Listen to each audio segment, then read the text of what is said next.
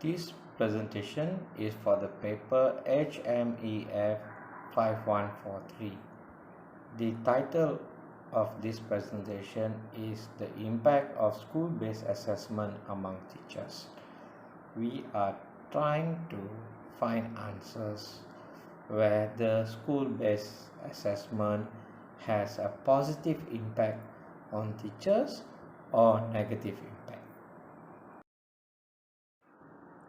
To understand this title, we have to look into two aspects of this title.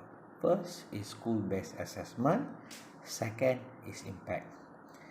School-based assessment in the study of Chin Tian Chu in 2019, they stated this assessment was introduced because our students decline in performance in international large-scale assessment, especially in for example, TEENS or PISA.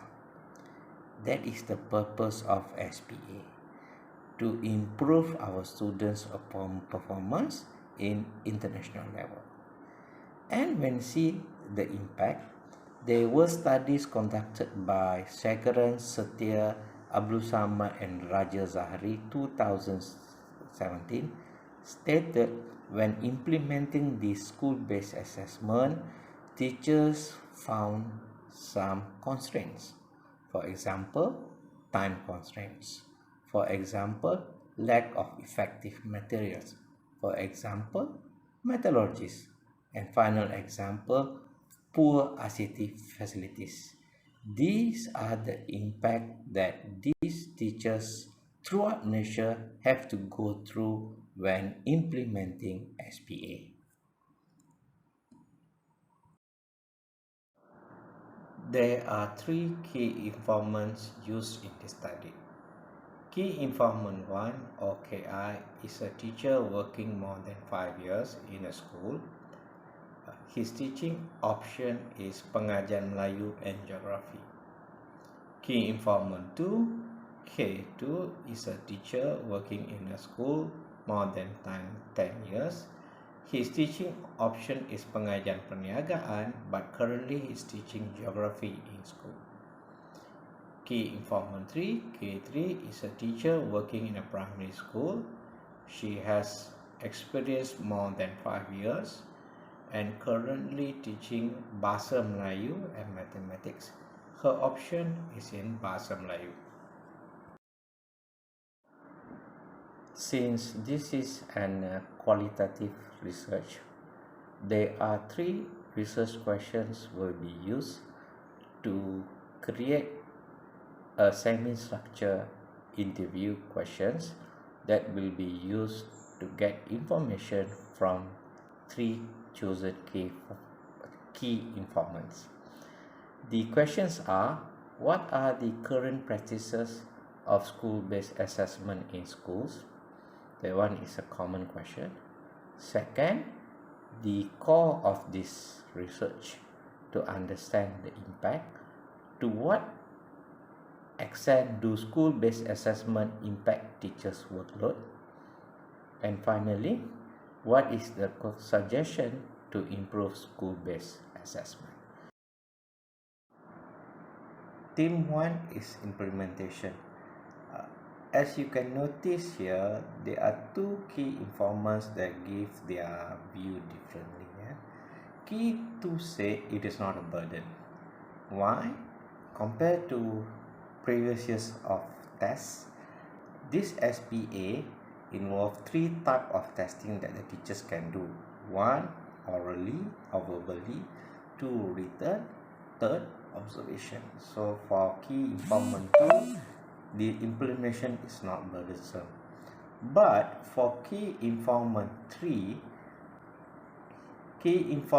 said even though it's not burdensome, but the testing, the assessment involved in SPA usually does not test many levels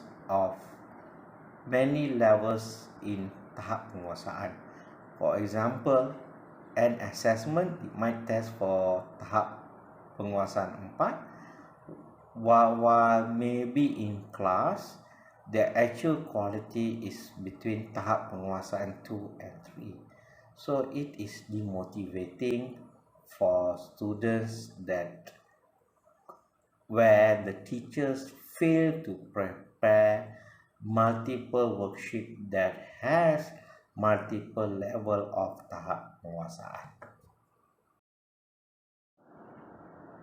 Team 2 is satisfactory.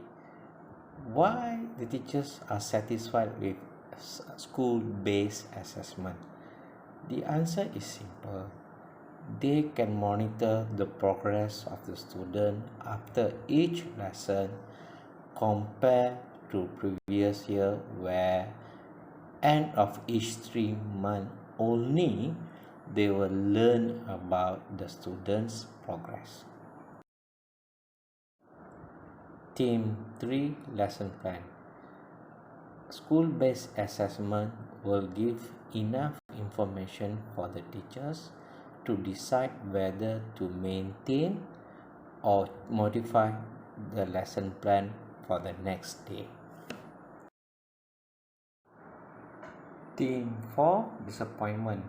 Naturally, there will be some sense of disappointment after the class over or the lesson plan over, when the teacher give homework or on the class activities. If the particular class fail to do the assessment in the level that the teacher want, naturally the teacher will be disappointed. K1 highlighted it is in the interviewer. At the end, it will cause, according to K1, the energy drain. But K2 have more positive side.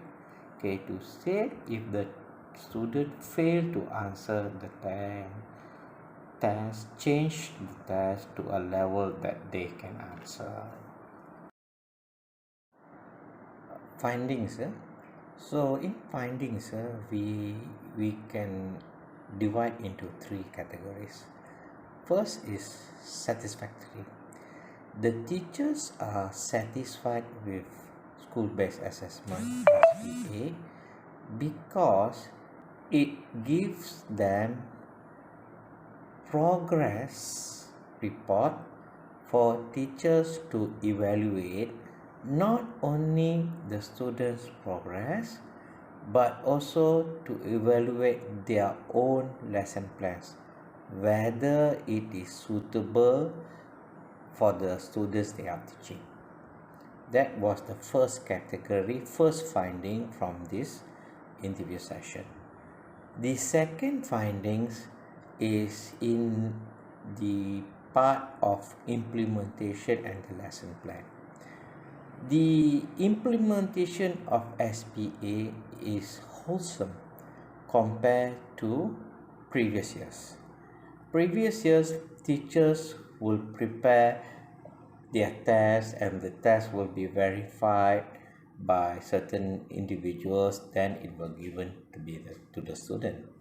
But in SPA, the impact is the preparation of assessment will be monitored and guided by chief of panel, and the assessment usually will be verified by penolong kanan. This is the wholesome changes that happen when the school or education system shift from just tests to school-based assessment. The third category that we can find from these themes, that is there's some sense of disappointment when the teaching done in class, the time to assess sometimes does not exist. So what the teacher do, they will take this assessment, particular TP, tahap penguasaan, and they ask the student to bring back and do as a homework. Right, when the homework returned to them from their assessment, the teachers assess, the teachers found out that it's not their work. They ask help from their, maybe their parents or other siblings to complete it. The disappointment is not actually the work itself, but the information they will gather, the teachers gather from the tahap penguasaan, the assessment. They cannot use, how to say sincerely, cannot use wholeheartedly to modify, to judge their lesson plan, whether it is working or not. These are the three findings that can be found from the interview session that we have done using three key informants.